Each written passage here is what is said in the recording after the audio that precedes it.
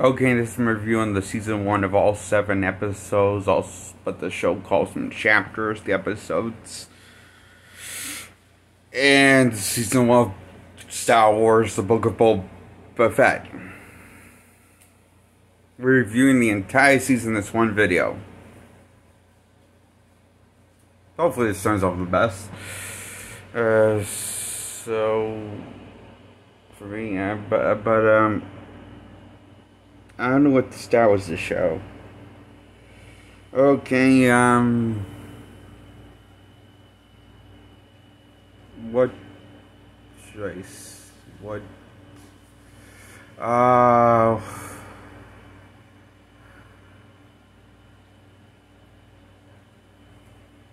I like the show, but I guess it could have gone better.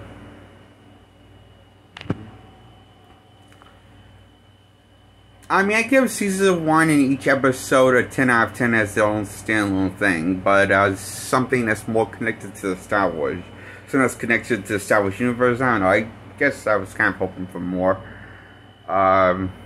stuff, but it's not bad. This is not as good as I want it to be, but what can you do? So I give it a 10 out of 10 for succeeding where it succeeds this season. Of season 1 for each episode, gets a 10 out of 10 of all the 7 episodes. So it's 7 episodes I believe this is, unless I miscounted.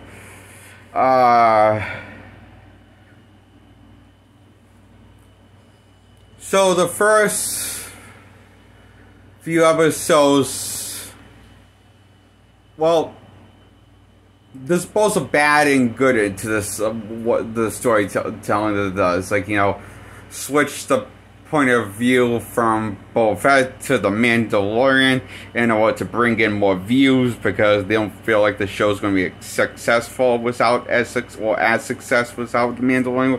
And they aren't wrong.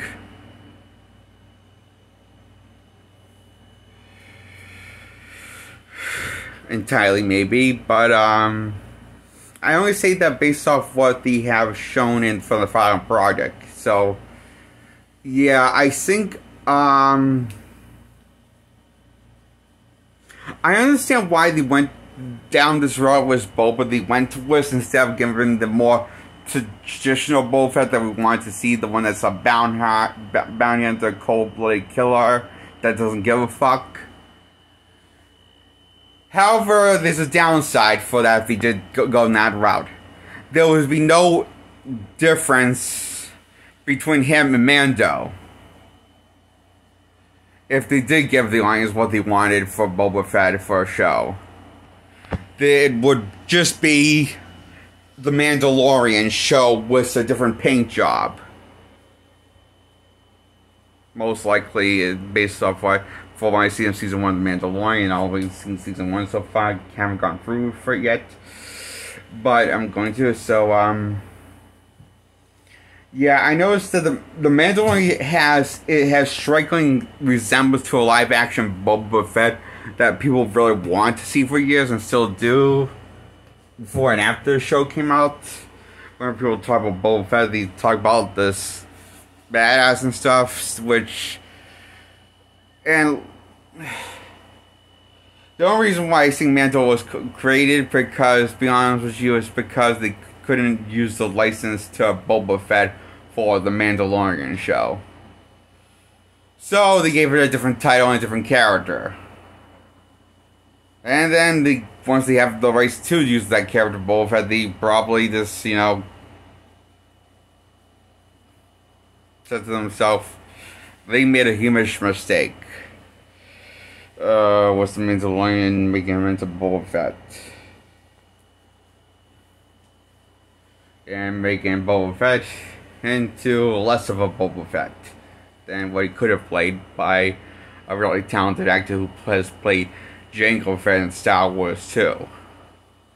Played by the same actor, that plays Boba Fett, plays Jango Fett in Star Wars 2, Attack of Clones. Which I thought was kind of cool that they got him to play Boba Fett. Couldn't ask for a better person to play him, but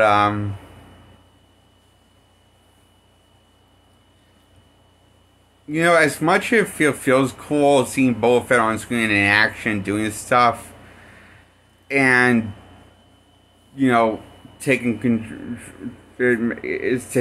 and stuff, and blah, blah, blah, blah, blah, blah. As cool as Boba Fett is in this live-action series of Star Wars, I gotta admit, I kind of miss the old Boba Fett, too.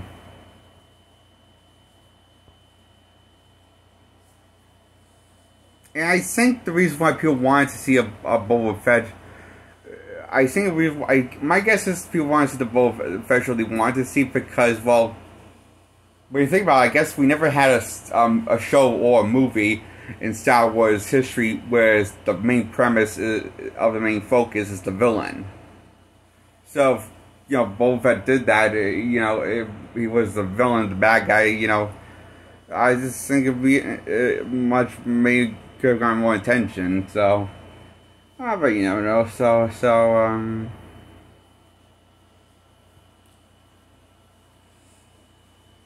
yeah, so Mando takes over the story in the last 3 episodes, or last 2 episodes of the series of Season 1 of the Book of Boba Fett, and from there on out, Boba Fett gets swiped straight to the side characters until the final episode comes back. Until the final episode, that's when he comes back, I mean to say. So, yeah, and stop marrying to the pun doing something, so. And I will say, the reunion between Grogu and, Mando was really beautiful. I mean, I really like that scene when they reunited.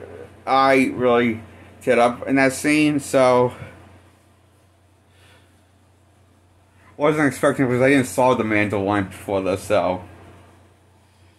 But yeah, I will say that this show, if once Grayson came out of it, I say this got me interested in seeing the Mandalorian show. Which so far it seems a better show because there's more.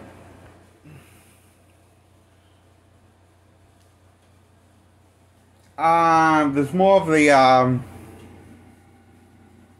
you know, little fills, the small things, and the episodes of Mandalorian. I will say,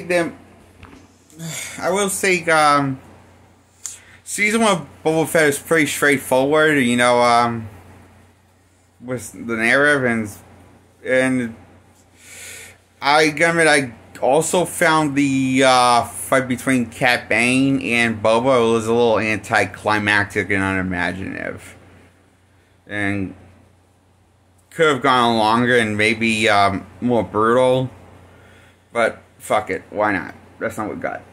So overall, while I do have this problems, I give this season 1 a guilty pleasure. I mean, I really loved it, but I am painfully aware of the problems I have with it. So, and yeah. So it gets a 10 out of 10. Goodbye. Subscribe to my channel and like this video.